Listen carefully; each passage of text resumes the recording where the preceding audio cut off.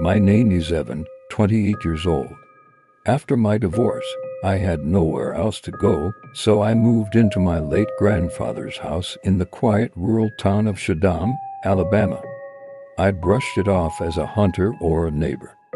Apparently, my grandfather had reported the exact same thing every spring. Nothing ever came of it, and they'd assumed it was his imagination. But now I was hearing it too. But it happened again and again, each time round 117A. And each time it felt closer. The house, old and creaky, sat on 10 wooded acres. When the deputy returned the next morning, the front door was unlocked. Someone had a key. He told me unofficially to leave that house.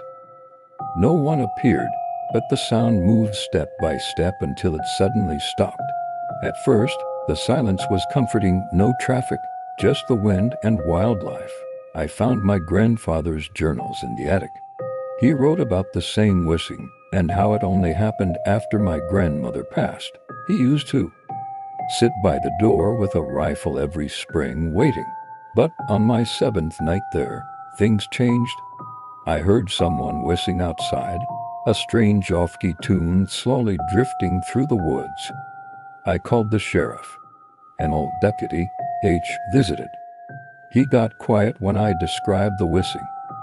I stepped into the darkness and saw a pale figure in black at the end of the hall, just staring at me. When I raised my gun, they bolted and fled into the night. I don't know who was stalking the house for years or why, but I now live in a city far from the woods. That house is no longer my concern.